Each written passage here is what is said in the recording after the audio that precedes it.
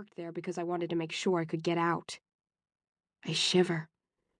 The way he talks about getting out, it's like he thinks we're trapped.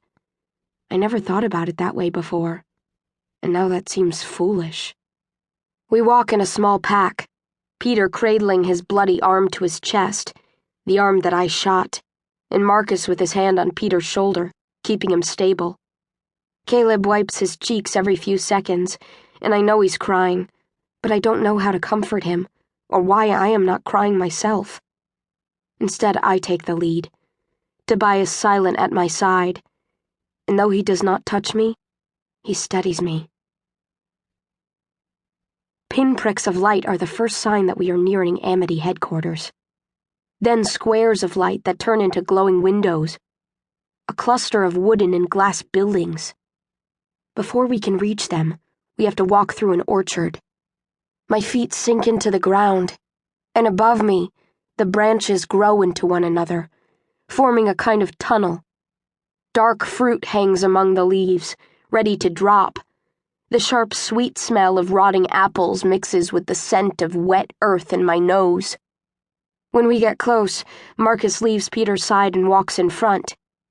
"I know where to go," he says.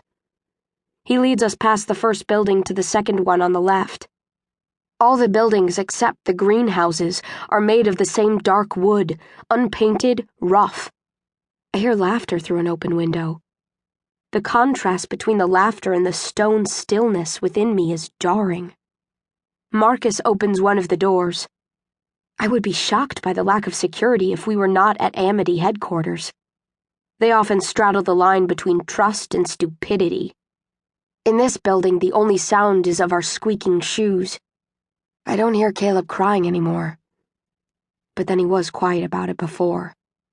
Marcus stops before an open room, where Johanna Reyes, representative of Amity, sits, staring out the window.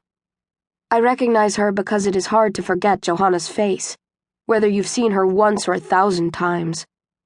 A scar stretches in a thick line from just above her right eyebrow to her lip, rendering her blind in one eye and giving her a lisp when she talks. I have only heard her speak once, but I remember. She would have been a beautiful woman if not for that scar. "Oh, thank God," she says when she sees Marcus.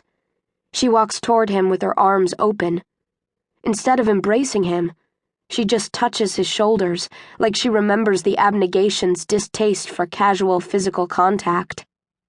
"The other members of your party got here a few hours ago, but they weren't sure if you had made it," she says. She is referring to the group of abnegation who were with my father and Marcus in the safe house. I didn't even think to worry about them.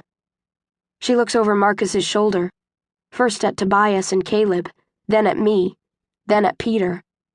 "Oh my," she says, her eyes lingering on the blood-soaking Peter shirt. "I'll send for a doctor. I can grant you all permission to stay the night, but tomorrow, our community must decide together, and..." She eyes Tobias and me. They will likely not be enthusiastic about a dauntless presence in our compound. "I, of course, ask you to turn over any weapons you might have." I wonder suddenly how she knows that I am dauntless. I'm still wearing a gray shirt. My father's shirt. At that moment, his smell, which is an even mixture of soap and sweat, wafts upward, and it fills my nose, fills my entire head with him. I clench my hands so hard into fists that my fingernails cut into my skin. Not here. Not here. Tobias hands over his gun, but when I reach behind me to take out my own concealed weapon, he grabs my hand, guiding it away from my back. Then he laces his fingers with mine to cover up what he just did. I know it's smart to keep one of our guns, but it would have been a relief to hand it over.